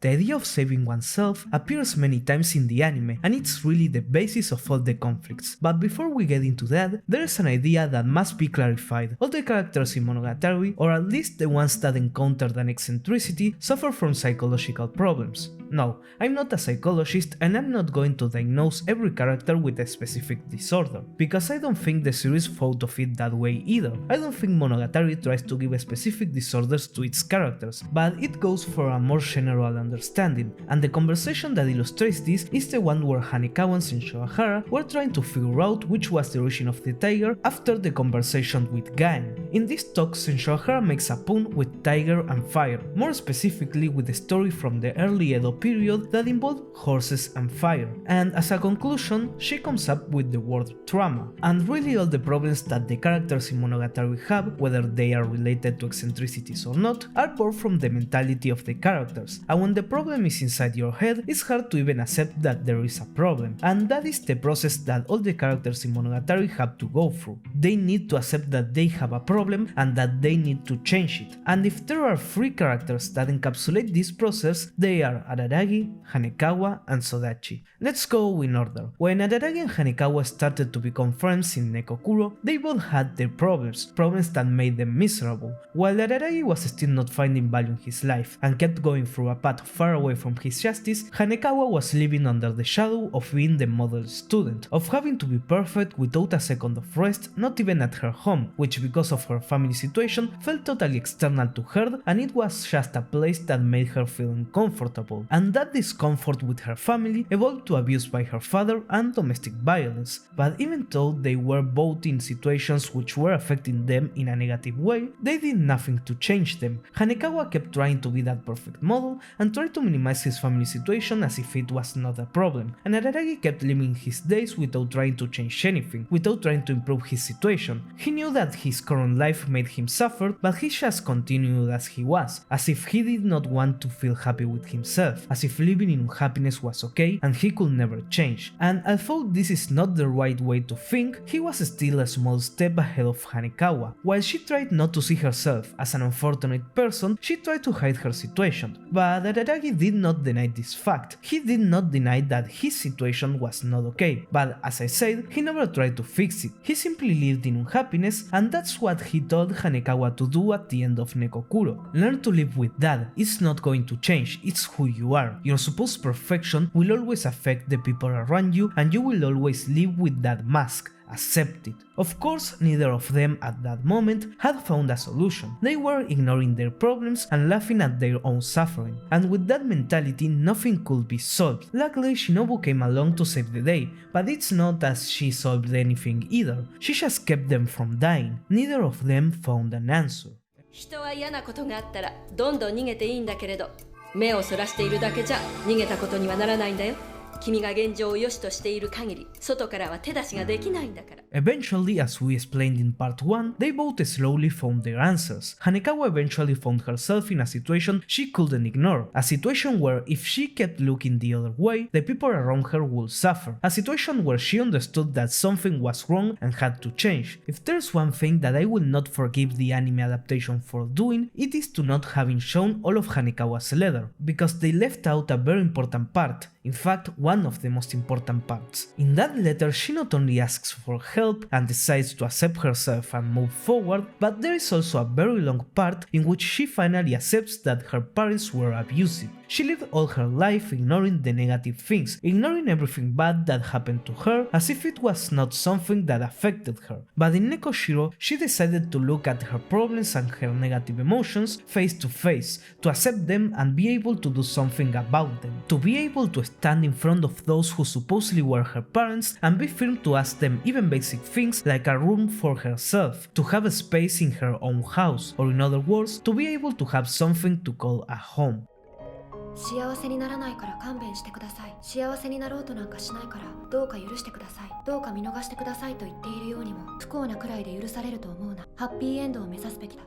Unlike Hanekawa, Araragi did know that he had a problem. He didn't know that the way he was doing things did not make him totally happy. Initially, he didn't see any value in his life. That's why he could apply his sense of justice. That's why he could sacrifice himself totally to save someone. And Araragi loved that part of him that hated himself, because it allowed him to do what he perceived as right at the time. But as he moved forward and created more relationships, they made him find pleasure in being alive. Slowly he began to value his life, but in return, he was losing that part of him that allowed him to sacrifice himself without hesitation. He lost that part of him that he loved, and his self-esteem issues began to grow. Does someone this weak as a human really deserve to have what he has? Did he deserve to be surrounded by friends and people who love him? Shouldn't he have let Shinobu die as she wished instead of having her tied to someone like him? Wouldn't it be a better idea that she goes with someone special like the first servant? This is the real dilemma which Araragi faces in Hell. There he finds himself back with all his decisions, and the choice of changing everything is given to him as an hypothetical. He could have not befriended Hanekawa. After all, their meeting brought them both into the world of the supernatural and a lot of suffering. He could simply ignore Shinobu and let her die. They didn't have to be forcibly tied to each other. He didn't have to catch Sensho Ahara. Being weightless, she wouldn't have suffered damage from the fall, and eventually Kaiki was going to return to the city. They could both meet again and solve the crab problem. During that trip, Araragi is asked if he would have done the same things again, knowing that his help was not needed. What is the right thing to do? If he could right the wrongs he had made in the past to make everything fair, would that be right? That's the question Araragi makes to Hachikushi, to which she replies that there's a problem with that way of thinking. If you are only thinking about what's fair, what you really deserve, you might never be able to get what you want. If you want to succeed at something, sometimes you have to be selfish, because we might not always deserve what we really want. Maybe Araragi doesn't deserve to have Sensho Ahara as a girlfriend. Maybe he doesn't deserve to have a friend like Hanekawa. Maybe he doesn't even deserve to live on good terms with Shinobu, who he didn't allow to fulfill her death wish after years of overwhelming loneliness. Maybe he didn't even deserve to revive. Indeed, surely there was someone else who deserved it much more than him, right? 僕なんかが生き返っていいのかなとはなんという言い草ですか。 If you enjoy living, then fight to live. If you want something, no matter what is just or right, you have to fight for that something, because that is what you want, that is what will make you happy, and not trying to be happy is for cowards. Or in other words, it is okay to be selfish. Is it okay to value one's own desires above others? That was the real hell from which Araragi had to escape, that hell he created for himself, in which he could not love himself if he enjoyed life and wanted something more than he supposedly deserved. A hell in which he was not allowed to be himself, and Araragi could not escape from that hell if he did not learn to value himself and become a little selfish. Once he decided to escape from that hell was when he really began to seek his happiness, and precisely because he began to value himself is that he decided to save Ogi, or rather to save himself. And the idea is the same from Hanekawa. Once they both accepted that they had a problem and that they wanted to change it, they could save themselves. After all, the problem for both of them was in their heads. Of course, in Hanekawa's case, the only problem was not her mental state, there was also the abuse from her parents, but the only thing she could change and the only thing she did change to solve the problem was the way she perceived and acted towards the problem. And that's the message, that's what Hanekawa had to do, because going back to Nekokuro, if none of the characters are willing to save themselves, if none of the characters are willing to face the demons that are inside their heads, there's nothing Oshino or anyone else can do. 飼い殺しを使えば確かに触り猫は退治できるけど、羽川の抱えるストレスが克服できるわけではないし、家庭の不和がなくなるわけでもない。こんな解決でいいのなら、押野は多分最初の1回で決着をつけている。That is what it means that people save themselves, because if they are not willing to save themselves, then no one else can do it. The most the rest can do is to give a hand in the process, and that's why Yoshino does not appear until the end, because at that moment Araragi decided to face his problems, he decided to face his demons, or in this case, instead of facing his demons, I will say he decided to accept himself and try to be happy with himself. Understanding what it means for people to save themselves and how Araragi and Hanekawa came to save themselves is fundamental to understanding Sodachi, or to put it more clearly, Sodachi is a reflection of how Hanekawa and Araragi were in the past. The circumstances she lived through pushed her to not only hate everything around her, but also led her to hate herself. And not only that, but she was making the same mistake as them, trying to ignore or minimize the problem while blaming herself. Being surrounded by unhappiness gave her a certain tranquility, as if the world was telling her that what she lived through wasn't strange, as if it were normal and she didn't have a problem. And at the same time she hated herself, because if there isn't anything wrong with her surroundings, then the way she suffers, it's all her fault. And that blame does not let her escape. That's why she tries to blame Araragi, but that isn't enough. She can no longer use him as an excuse. Araragi can no longer take all her hatred as much as he wants to. At this point, Sodachi is suffering the two problems that Hanekawa and Araragi were struggling with in Nekokuro. She's trying to ignore her problems and isn't fighting to overcome them to be happy, but thankfully both Araragi and Hanekawa have grown from Nekokuro. Of course, Araragi didn't solve all the problems at this point, and Hanekawa only recently solved hers. That's why it's difficult for them to recognize their own problems in other people, but they have been watching each other for enough time to understand each other's problems. This is why Hanekawa is the one who tells Sodachi that she's not trying to be happy, that she's simply dragging on her unhappiness because she doesn't want to fight, and at the same time it's Araragi who tells her the phrase "what I have is normal," which might not sound like a very impactful or inspiring quote, but understanding the context is a perfect phrase. After all, even though Araragi hadn't solved all the problems within himself, his surroundings and the people around him help him move forward and start to enjoy and value his life. So by telling her that what he has is normal, it forces Sodachi to recognize that her surroundings, that the situation she was going through wasn't normal, it wasn't okay, and that she shouldn't accept it. After all, she's no longer in any contact with her parents and she's her own person. The only thing that ties her to living the life she's living is herself, therefore only she can save herself. And she could have lived on ignoring Araragi's and Hanekawa's words, but once she confirmed her mother was dead and that everything ended, that from her tragic past remained nothing, that it was in the past, she decided to accept the words of her classmates and keep on living peacefully in a place where nobody else knows her. She also saved herself, and that pattern is also followed by almost every character who evolves during the series. Initially, they all have a problem or trauma which is affecting them, but they try to ignore it or let it be while they go through with their day-to-day life. But eventually something forced them to look at their problems head-on. For Hanekawa, it was the tiger's threat. For Araragi, it was the possible death of Ogi. For Sodachi, it was her classmates who didn't allow her to stay on her hall. For Senshoahara, it was her encounter with the crab, and for Kambaru, it was her fear of being possessed by Rainy Devil and her encounter with Numachi. But it didn't go that well in all cases. The problems that surround people's minds are very complex, and confronting them has to be a natural and delicate process. This is why there was a character who was forced very abruptly and made all things worse. The series and all its characters really use Nadeko as a punching bag during almost 50 episodes. They simply treat her as a secondary character or an extra with no personality at all, who sat there there doing nothing, and that was her problem, that she didn't take any action and ignored others. Doing nothing was also a decision. There is no such thing as a non-action. Nobody can be just a victim. That is the conclusion to which we arrive with Nadeko, only perpetrators exist.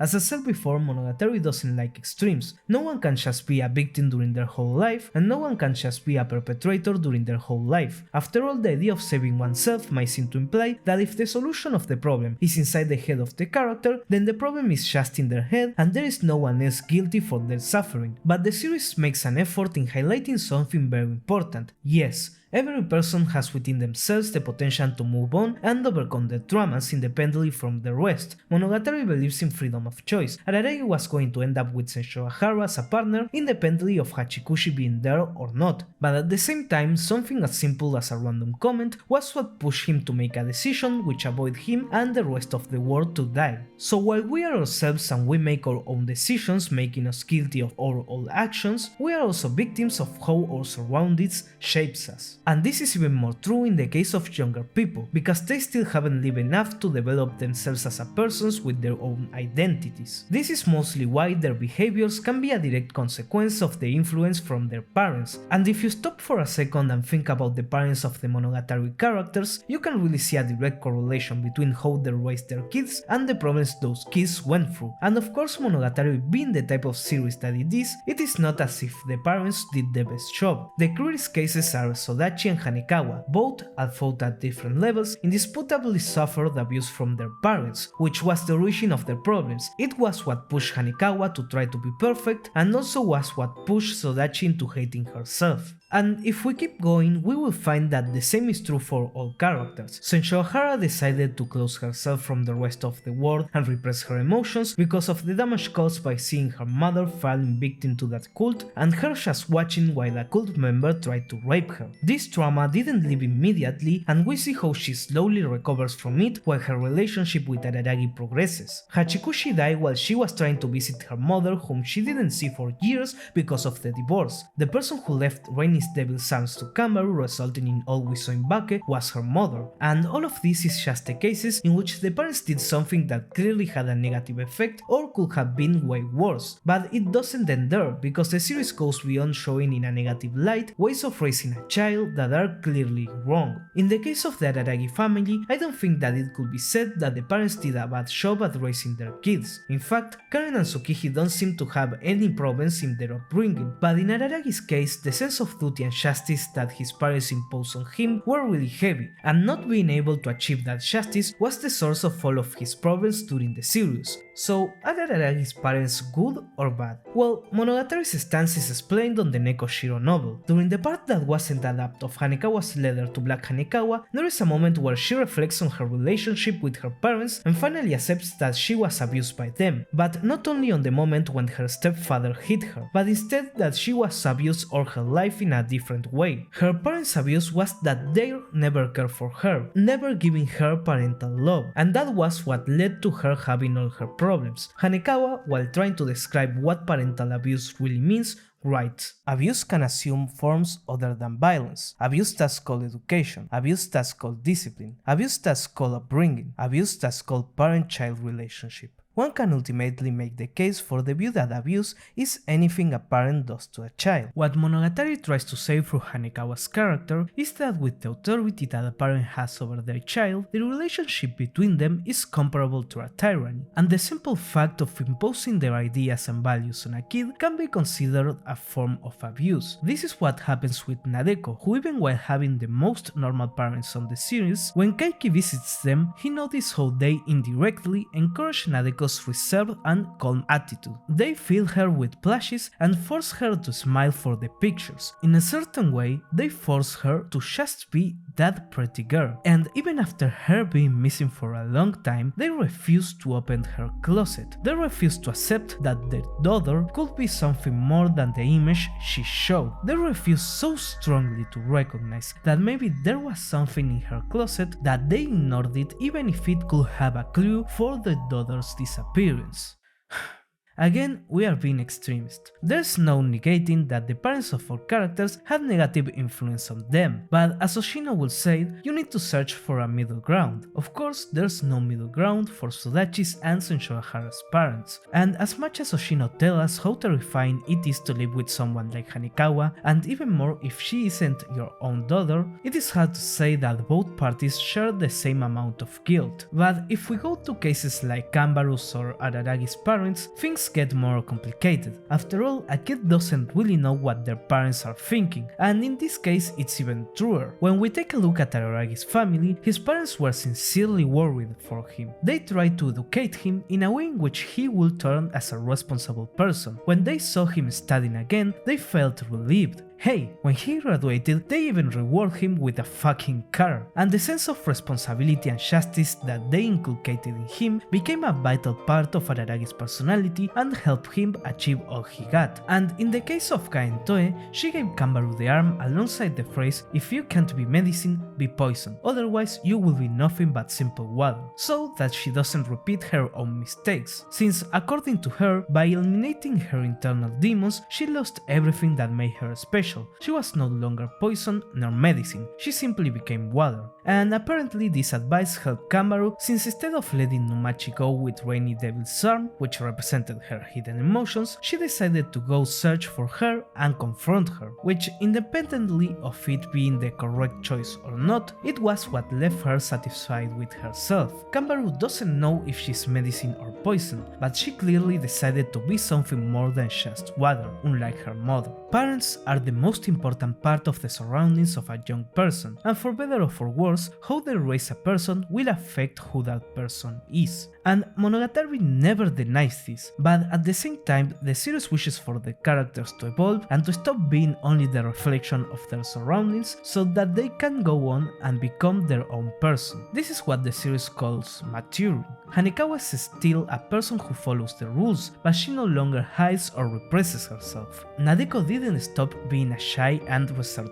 person, but now she's trying to be what she wants to be. Senshouhara opened up more to others and dared to trust them, but she didn't stop being a reserved person. And for Araragi, his sense of justice is still there, but he learned to be selfish when he needs to and to value his life. Monogatari is not only about characters confronting their problems, but it is also about characters maturing and becoming themselves. And even though this is a process more present in youth, it's not something that is limited to a certain age. It is a constant all throughout life. Regardless of the age of a person, our surroundings are always shaping us, and there's no better example of this than Kiss shot Acerola Orion Heart on their blade, or Shinobu for the Friends, and with her 500 years of life, she keeps confronting her demons and the life that was imposed on her. After all, she was human, but according to what we know of Soku, in her human form she seemed to have a type of curse in which just allowing a person to see her caused that person to try to commit suicide. And even though the how and why she transformed into a vampire is not something we know, even this transformation did not save her from her loneliness. The curse was lifted, but being a vampire meant that she had to eat humans. Wherever she was, hundreds of eccentricities were going to appear, and she was going to be attacked by a specialist. Therefore, she could not stay anywhere for long, and the only thing she could do to have some kind of company was to create other vampires. But the first time she transformed a human into a vampire, he eventually threw himself under the sun to die. After that day, Kishshot never created another servant, and lived her days all alone for hundreds of years, until one day she simply got bored and grew tired of living, so she decided to end her life. Or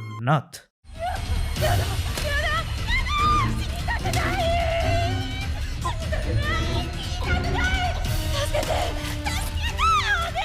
Although she was looking for a place to die, subconsciously she was fighting against that idea. Otherwise, she would have simply thrown herself into the sun like the first minion did, or as she did unsuccessfully in the other timeline. But instead, she decided to go to a city in Japan, specifically the city where Seishiro lived, and his ashes were alive and absorbing eccentricities. キスショットアセロラオリオンハートアンダーブレードが来たからあの街が霊的に乱れたというよりはあの街が霊的に乱れていたからキスショットアセロラオリオンハートアンダーブレードが引き寄せられたと見た方が正しそうだな。Although Kishshot said that she was looking for a place to die, that wasn't what she wanted. She had lost her will to live, but the moment she really encountered the idea of death, she didn't want it to die. And that's where Araragi came in. He was not only the only person stupid enough to offer his neck to a vampire, but he also was the first person who decided not to abandon Kishshot, the first person that didn't leave her alone, and that's why she decided to turn him into a vampire instead of killing him. She finally found something to keep her company, but... 僕は人間に戻れるのか?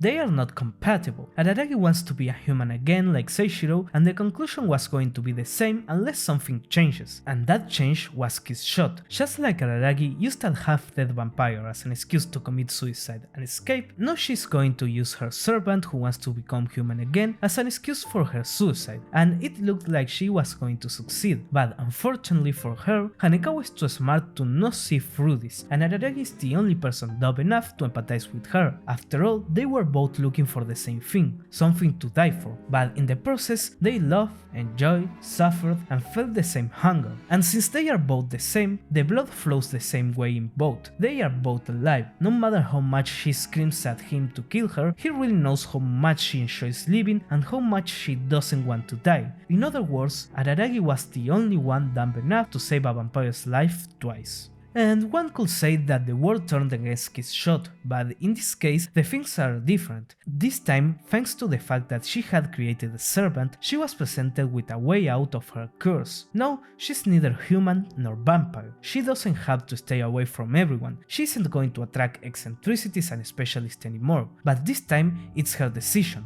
Araragi himself told her that she can kill him whenever she wants and be exterminated by a specialist or throw herself into the sun, but if she wants to stay as she is, Araragi is willing to live her whole life with her. And after thinking about it for a while, Shinobu decided to accept to live this way accompanied by Araragi. But of course, it cannot be said that she really chose him if she's not given all the options, so a conflict in their relationship was necessary, an option that does not end with her death, and that option is the reappearance of the first servant, who decided to accept his nature as a vampire and live eternally with Kishshot. There are no more excuses. Shinobu was no longer tied to Aragi's shadow, and if she accepted Seishiro's proposal, she could live again as a vampire without that loneliness that haunted her. It's the perfect deal. It is exactly what she was subconsciously looking for when she came back to this city, but it's already too late. The once amazing Kishshot Azero Laurion Heart Underblade is now simply Yoshino Shinobu. Just like Araragi learned to sympathize with a vampire, she learned to live with humans, and after everything they experienced together, for the first time in her life, in her 500 years of life, she could decide something for herself. She decided who she wanted to be and who she wanted to be with. She decided that her name from now on is Oshino Shinobu, and that she wanted to live as a quasi-vampire next to Koyomi Araragi. Once she accepted this, is that she was able to give her answer to Araragi. As soon as they meet, they use each other as an excuse to escape from their lives, but at the end of the series, they use each other as an excuse to live another day.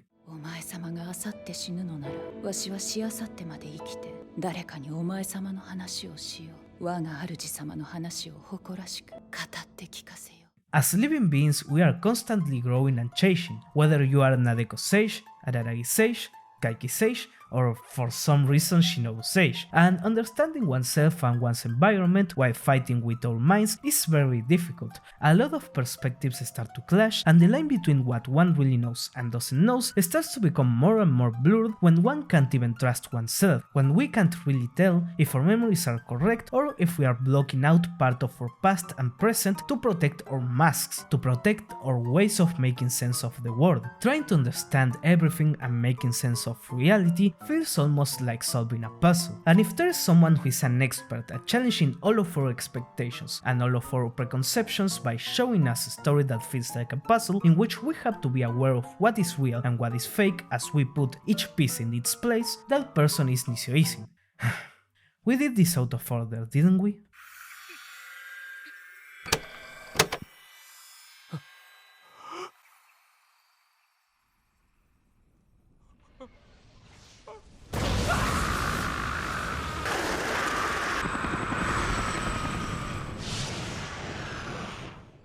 sorry for interrupting your emotional trauma, but it's time to talk about the author of the Monogatari novels, Nisioisin. Or rather, let's talk about the type of works he does. As a novelist, he has an interesting story. His debut was with Saregoto, and this series of novels, of which the first one has an anime adaptation made by Shaft, already tells what kind of author he is. The goal of almost, if not all the novels of Nisioisin is to play with the viewer's expectations and attack the basis of the tropes that we know. For example, in the end of Saregoto, which is a mystery and a detective novel, nobody cared about the mystery. It was all a bunch of nonsense of twists and turns which had no value whatsoever. The important thing was to understand the motivation of the people behind the mystery, and if we go to another of his works which was adapted like Katanagatari, we are made to doubt each of the words that the characters tell us and the intentions behind them. It is a work in which you cannot take anything as literal, and in this aspect of playing with the ideas and the concept of the viewer, Monogatari is his best work. Of course, there is everything that we talked about in the first part of the video. Monogatari is a work which has its basis in recontextualizing tropes which are established in our memory, and sometimes these tropes and concepts seem so immovable that when an anime like Monogatari uses things like sexuality as an element with clear value in the plot and characters, there are people who still consider it pure fan service without value. But excluding all of that, the series also changes at a narrative level. First, we have what all of the people who watch the series know. Nisio narrates Monogatari in a non-linear way. With that simple fact, not only he makes us pay special attention to all the events that are happening, but also put us in the same state of mind as certain characters. After all, not all of them are like Izuku. Senshohara didn't know who Oshino nor Shinobu was, and the fact that we didn't know either makes us put on alert just like her. Watching Hanekawa's fight against the tiger would not have been as satisfying or cathartic if, at the same time, we were being told about Hachikushi and the first servant. When Hanekawa wonders where Araragi is, we also do it. This helps us to stay in the mindset of the characters, and this is directly related to the second part of the video. Monogatari tries to put us in the same situation as its characters, and by making us know the same things as them, we have to try to put together the same puzzle as them to try to make sense of things. That's why the character through which the story is told to us is so important. If we are in Araragi's point of view, we are not going to see anyone but him and the people he cares about. But if we are in Adeko's perspective, her classmates are going to appear and thought not as people but as gazes. After all, she ignores everyone, but still she feels affected by their gazes. And if we are in Kaiki's perspective, Senshohara is a fragile kid, but if we are in Araragi's one, she's a totally different and capable person, and you can never believe everything of what you are being told. After all, the characters we use as our perspective can lie to us or they can lie to themselves. As Kaiki tells us initially, he can't promise the veracity of his story, and who is foolish enough to trust everything Kaiki says. And in the case of someone like Nadeko, she herself is the one who ignores reality, cuts out part of her memory and selects what she wants to remember to make the world fit with her version of how things are. And by seeing everything through her eyes, we fall into the same delusion. And even if we are told for real what the character sees, we always hear the internal monologues and opinions of whoever we are following, which to some extent taints our opinions and how we think about the situations we see. Just look at the difference between how Araragi sees Kaiki and how Kanbaru sees Kaiki. That's why it's super important to understand what each character knows. Hanekawa only knows what she knows, so we can trust 100% what she tells us, unlike Izuku, who literally comes to clarify everything in chronological order, because she knows everything and she can put all the parts of the puzzle in place, but she can't know what's going to do someone who doesn't know everything. Therefore, she tries to leave as much information as possible to Araragi to be able to understand him, unlike Toe, who might not know everything but can't understand everything,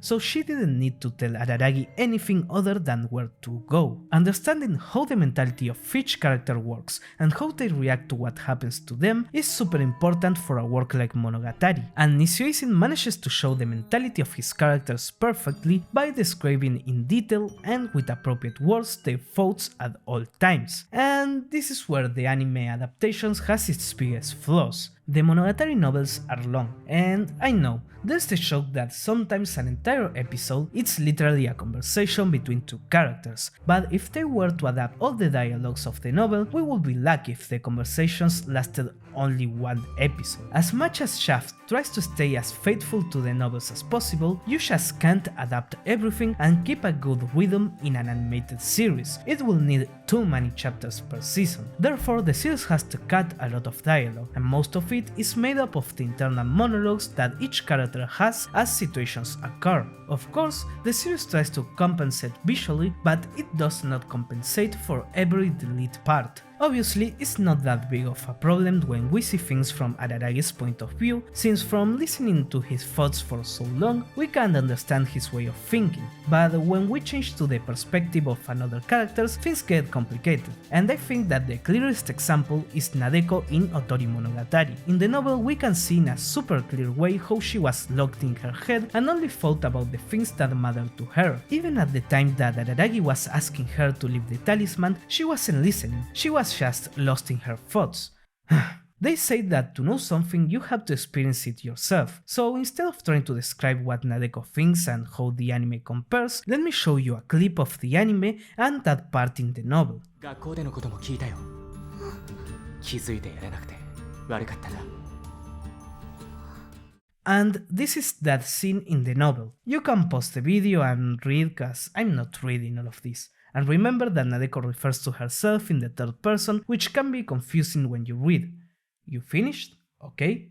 Then let's continue. There's no way that these frames represent how Nadeko ignores Araragi and the talisman while she was thinking about how this affected her relationship with him and how this was going to prevent her from being able to continue acting like a pretty girl. She's locked into her world and her priorities. Sadly, the anime can't afford to adapt all of the internal dialogue, but it always tried to give us the closest experience to the novels by not leaving a single second of anime without dialogue and keeping the essence of Nisio's work by adapting almost letter by letter what he writes in his novels. Or well, most of the time. If there's a season in which I think Shaft failed in his adaptation, it is neither Nise, Hana, Suki or Koyomi, which are the ones that people generally enjoy less, but for me, Shaft failed in its adaptation of Kisu Monogatari. I know, that's an unpopular opinion, but before we get to it, first we need to talk about this man, Tatsusha Oishi, the director of Bakemonogatari. Hi, 2022 I'm here with a quick disclaimer. Talking about anime production is really hard, and more when it comes to Shaft. In the next part of the video I'm going to talk a little bit about Oishi's work on Bake, dismissing everything Shimbo did. But, you know, it's not that easy. Let me give you an example. So we all know this scene with the food in the first chapter of Bake, and we credit Oishi as the one who came up with that. But, you know, when Oishi joined the production, the storyboards for the first 5 chapters were already done, so this might be Shimbo's idea or maybe Takeuchi who was in charge of the storyboards, but using real life images is something that Oishi does, so maybe this is Oishi's idea after all. Maybe, but I don't know. So take everything I say about Oishi's involvement in Bake with a pinch of salt, but I still hold everything I said about Kisu. I will talk about what was cut from the movies, and you can tell who wanted to take out every monologue just by reading the interviews. It's funny how Shimbo talks about being faithful to the novels, and Oishi just says, nah bro, get that shit out. With that out of the way, let's go back to the video. Of course, Monogatari has Akiyuki Shimbo as a general director, but according to what Shaft workers says in interviews, Shimbo works on many projects but he does little in each one of them, so it seems more right to talk about Oishi. And why I don't like his work on Kisu? Well, basically because he prefers to express his personality as a director over making a good adaptation. We already saw this in his work in Bake, in which they most likely told him to stay faithful to the work, but he still tried to express his visions in some parts. When Senshoharu and Araragi went to the ruin school for the second time, in the novels that terrifying atmosphere is not found. Moreover, we were supposed to feel an spiritual atmosphere, like if it were a temple, but Nisio tells us how Senshoharu felt very attacked by the environment. The idea is not to notice it from Araragi's perspective, but for it to become apparent when we try to understand it from Sensho Ahara's perspective. It wasn't a big deal for Araragi, but for Sensho Ahara, whom an alleged monk of a cult tried to rape in an alleged ritual, all this was very suspicious, and that supposed spiritual atmosphere that Araragi felt for her was terrifying. But while the novel tries not to make it apparent from Araragi's point of view, Oishi decided to bring that terrifying atmosphere that was noticeable from Sensho Ahara's perspective to the anime. And I'm not a big fan of that. Something similar happens with the Hachikushi arc. When we get lost with her, the novel doesn't make any comment about that they seem to be lost until the characters themselves realize it. But the anime tries to show us the streets and buildings in weirder ways than normal, as if they were being trapped. Again, the idea was that from Araragi's perspective, everything seems normal until we reach the conclusion, but Oishi added these visual ideas and I don't know if I like it, because it changes Nisioisin ideas and affects how we understand the functioning of the narrator and his perspective in the work, which as we mentioned before is super important. But well, it wasn't a big deal, then Oishi visual direction was amazing, and after Bake, Oishi went to work on Kisu's film, in which he was given complete creative freedom, and if when they tried to maintain as much fidelity as possible to the novels, Oishi tried to change the work to show himself as a director, in Kisu he decided to change everything. Now, I'm not going to deny how beautiful and impressive the animation is, you should be blind not to see it, so that's not what I'm going to criticize about these movies. Don't worry, the fights are incredible and all, but to me they fail because they were not trying to adapt the essence of Monogatari. And what is the essence of Monogatari, you ask? Well, the dialogue and the meta of Nisioisin. Let's start by the first. I know, I recently criticized Sotori Monogatari for not showing us Nadeko's thoughts, and in the second part of the video I criticized Neko Monogatari Shiro for not adapting Hanekawa's letter in its entirety, but in both cases they tried to adapt a novel in 4 and 5 chapters correspondingly, and they tried to put as much dialogue as possible in that duration. But if we go to Kisu, the duration of the films is almost 10 anime chapters, and there are many super important dialogues and monologues that are missing. If you want an example, before returning to Kiss Shot and sacrificing himself, Araragi in the novels has a monologue in which he reflects about his life and thinks about helping her. In this monologue, we see where Araragi's mentality was at the moment, which we already said that was something super important. And it's not that the animation had no time, in fact, they leave us with him for a while he thinks, but we don't hear a single word of his thoughts. But instead of adapting it, they added 10 minutes of Araragi going through the subway. And another example is not of a specific scene, but of something that was repeated all throughout the novel. Araragi suffered from the idea of not being human. Constantly during the novels, he highlights this and shows us how important it was for him that Oshino treat him as a human. In fact, this was so important for him that it is mentioned again with Kagenui Nise when he says that he never tried to kill her because he liked that she treated him like a human before fighting. This is something incredibly important for Araragi because of everything we said about the intensity as a human being and his sense of justice. And this theme of not being human is supposed to culminate in him locking himself up after watching Kiss Shot eat Gishotin Cutter. This is a super low moment for Araragi, where after thinking about the situation for a few pages, he comes to the conclusion that he should kill himself before he eats someone. While in the movie we only have a couple lines of his thoughts and him screaming, in the novel this is a super shocking scene because we see how Araragi slowly gets to the idea of suicide and we accompany him in his thoughts towards that conclusion, which adds a lot of value to Hanekawa's help, but in the movies this scene doesn't hit as hard, and do you know why? Because Oishi decided to abandon Nisio's ideas and focus more on scenes that could be visually impressive and make them even more bombastic. For example, Kiss Shot did not meet Araragi in a subway station, they simply met under the light pole in the middle of the street. The fights were not in an Olympic stadium, they were in the schoolyard, and they were not even half as incredible as they were shown in the movies, which initially does not seem so bad, but it shows us Oishi's priorities. He's not interested in making the dialogue stand out and in the moments where he has to do it, like the examples I gave, he just decides not to include them. And another thing, in Monogatari there should never be a montage of two characters laughing without showing us what they are talking about. And this montage was important because sharing those laughs is part of what makes Araragi empathize with Kiss Shot and save her in the end. I'm going to say it clearly. Doing this to Monogatari, who has an incredible pride in his super entertaining dialogues, should be a crime. And this is not all. Until now we were talking about how Kisu omitted super important dialogues to understand the mentality of the characters and everything we talked about in the second part of the video. But the movie also tries to delete as much meta commentary as they can. Kisu's idea was to show the existence of a vampire as something absurd. Kiss Shot is found lying on the fucking street, and the fights were intended to be epic but awkward and bizarre. The idea was to show how silly the trope of a teenager getting the powers of a vampire is, and it doesn't stop there. Remember when in Ise Hachikushi makes a joke referencing the sadness of a novel which will never be adapted? That joke is born from Kisu. When Araragi asks Oshino why he never lights his cigarettes, he says it's to make it easier for the novels to be adapted to anime, and when Shinobu massages her brain, Araragi shockingly says that there isn't going to be an anime adaptation. Oishi simply ignored all the ideas that Nisio had put in his work. He ignored every commentary towards otaku culture,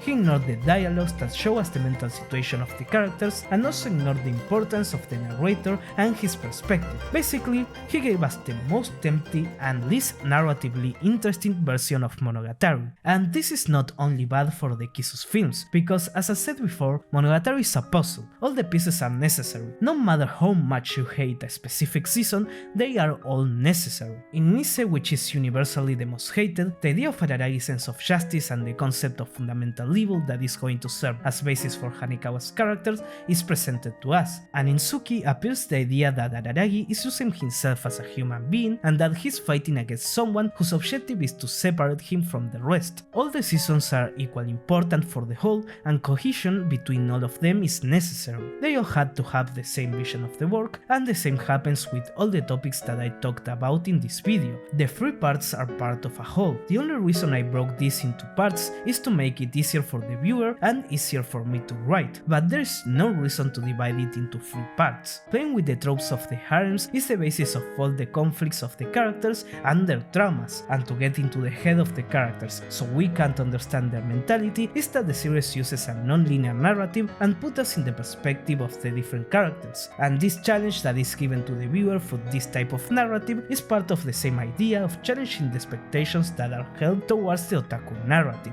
At the end of the day, Monogatari is not only a puzzle in its narrative, but all the elements of the series feed into each other. The pieces are there. Understanding the class president trope helps us understand how Hanekawa suffered trying to be perfect and how she ignored everything bad that surrounded her in order to continue with her mask, and it also helps us understand how that mask was initially what inspired Araragi to continue living and what helped them to understand Sodachi better. As much as everything is scattered in seasons separated by dozens of chapters, everything pulls from the same thread. We cannot talk about Togi without understanding Araragi's sense of justice. We cannot talk about Araragi's sense of justice without seeing how it starts in Owari and slowly goes falling through the entire series. We cannot talk about Sodachi without first understanding that Araragi and Hanekawa were in similar situations in Nekokuro and how they overcome them. And we cannot understand how Bake prepares everything without seeing the conclusions of the characters and how those conclusions are which. And that is why, for me, the whole of Monogatari is a masterpiece.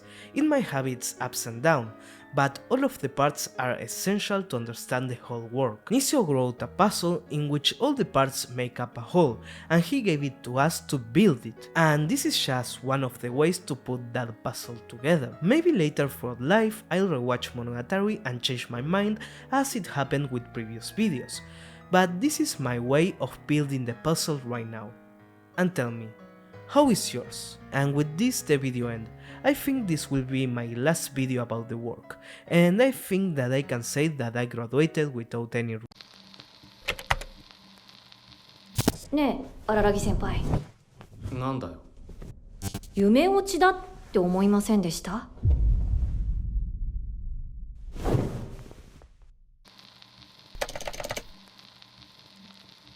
Of course, I can't say that I graduated without any regrets. Monogatari is a very extensive anime full of ideas. Saying everything I wanted about it in 2 hours of video it's impossible. There are thousands of things that I had to leave out of the video, from small things like the use of traffic accidents as a representation of absurdity and how they affect Kaiki's character, to bigger things like going deeper into Kaiki's character and his relationship with Araragi, or how certain directing and art style choices help to emphasize the message. In fact, I barely talked about the visuals of the anime that are one of the reasons why I prefer Shaft's version over to the novels. And these are only some things that I regret about this video, but if I watch my old ones, I die inside. Luckily, they are in Spanish, so you ain't going to watch them. But if I had to choose what video I'm most regretful about, it had to be the Sokuowari one. For someone who has videos that are called Understanding Monogatari, I certainly didn't understand Soku.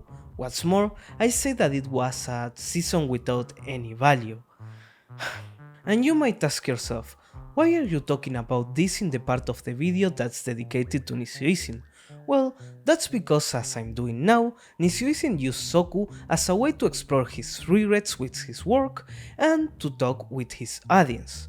But first, let's do a quick recap. Through the first 5 episodes, we have Araragi wandering around in this world as he tries to figure out what's going on, and while this happens, we get another look to all the traumas and hidden parts of the characters that accompanied us throughout the series. And in the last episode, it is revealed to us that all of this is part of the regrets of Araragi and the rest of the characters, which was a conclusion that didn't satisfy me at the time, because Araragi regrets had already been explored at the beginning of the second season of Owaru. Literally, exploring his regrets is the point of his trip to hell and his resurrection. And not only that, but in the first 5 episodes, we don't see almost anything new about the characters we already knew. They were simply shown to us again as if they were saying, hey, do you remember Hanekawa with cat ears? How cool was that? It felt like a season where we were only being shown the same things we had already seen to please us. Or in other words, it seems like a season that had no other function than to please the fans, and taking into account the relationship between Monogatari and the idea of fanservice, it even seemed a bit antagonistic to what Nisio had shown us throughout the series, as if for some reason he didn't want to advance, as if he wanted to just keep showing us the same problems and using the things that we already saw throughout the series. I had a very negative opinion of Soku for a long time, and looking at the ratio of likes and dislikes in my video, it seems that many people agreed with me in that feeling, but in one of my many rewatches of the series, suddenly everything came to me after interpreting this question a little more. 先人を見習ってヒントくらいは差し上げますがね。あなたは一体誰ですか? And that's when everything hit me. The last chapter was not a chat in between Araragi and Ogi. Well, it was, but it also was something more than that. The phrase that makes it super clear is in the novel. When Ogi says that everything was a dream, it was just a little joke. Araragi complains saying that it seems serious, that she had made a summary of everything that happened so far and had prepared a crisis that was going to turn everything upside down. To which she responds with a haha, not even I have the courage, meaning not even she has the courage to continue the series like this. But she's not the one who writes the novels. Why she would say I don't have the courage? Well, because in this conversation Ogi is taking the role of Nisio, or rather, Nisio is using Ogi to speak to us as another, and no, he's not speaking to Araragi. To make this clear, after telling Araragi that he has to do some self-reflecting, as a clue she asks him who is he exactly. Remember what we talked about. Each arc uses a character which serves as a perspective for us, for the viewer. When Ogi asks who he is, she's not asking him, she's asking us. Those who wrote this mirror world in which we do nothing more than see what we had already seen in an attempt of fanservice because we did not want to abandon it was us, or in other words, the fans who did not want to see a change or abandon the characters. Which person is going to bring fanservice if it's not the fan? The final talk is a message from Nisio to us, and looking at it from this perspective, everything is clear. From creating a world that only consists in showing us what we loved about the series again, to Ogi making the show that it was all a dream, like like a bad shock from an author to the fans of the work. The idea was to show the viewers how illogical it would be a world in which the problems of the characters are never solved while they keep bringing them up again and again. We should have graduated, we should have been ready to move on to the next story, but as fans of the series that we are, we continue to tie ourselves to the characters and the story that we fell in love over and over again. And of course, Nisio tells us that he has his regrets too, topics that he couldn't touch and characters that he wanted to give more time. That's why he tries to explore more interactions in the short stories. There are more than 14 mini stories written by Nisio in which we have interactions of characters that we never get to see in the anime or the main novels, and he himself says at the end of Soku that he had a lot of thoughts and ideas about this series that he couldn't say, and even thought we can spend an eternity in this world in which time stops and we can see all the faces of our favorite characters again and again. At the end of the day, he asks us a question. そうしますか？いっそそれもありだと思いますが、この辻褄の合わない世界で永遠に暮らすの。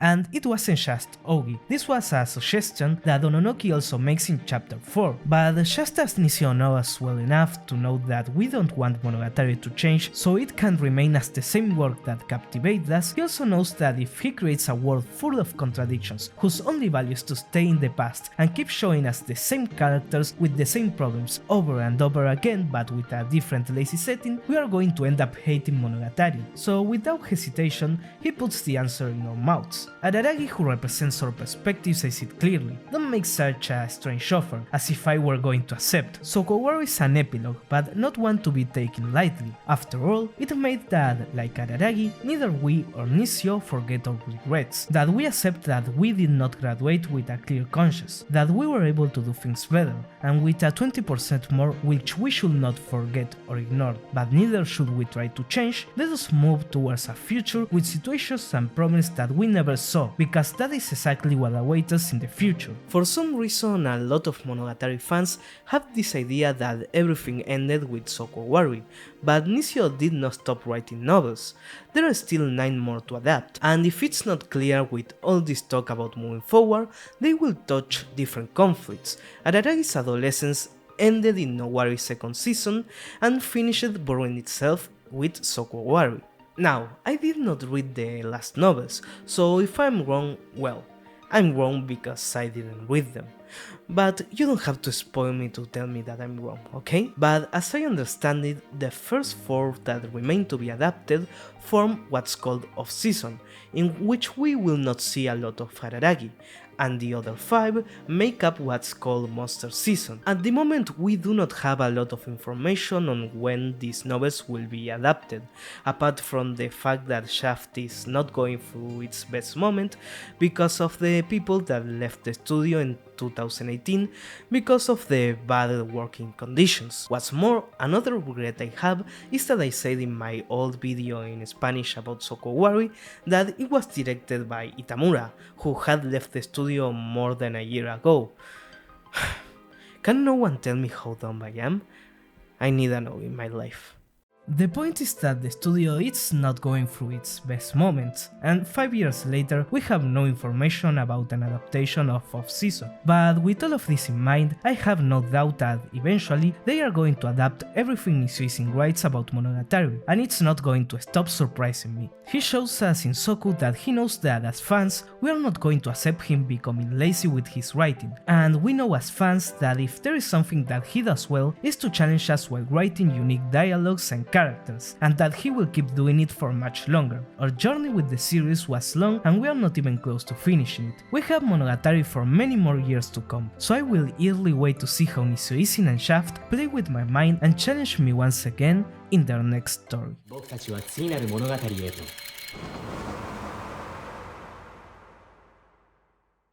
ひとっ飛び。And with that, the video finally ends. This was a wild ride. This took like 6 months to make in Spanish and like 3 months to translate, and you know, it was a lot of work by a lot of people. Especially I would like to thank Dazi, that was the editor that make most of this happen. And you know, that's everything. I'm free, I'm finally done, I can finally work on other things because damn, 9 months is a lot of time. So I hope you enjoyed. Make sure to watch the rest of my stuff, and hope you enjoyed. That's my brain isn't working. It isn't working anymore. Love ya, and see you next time.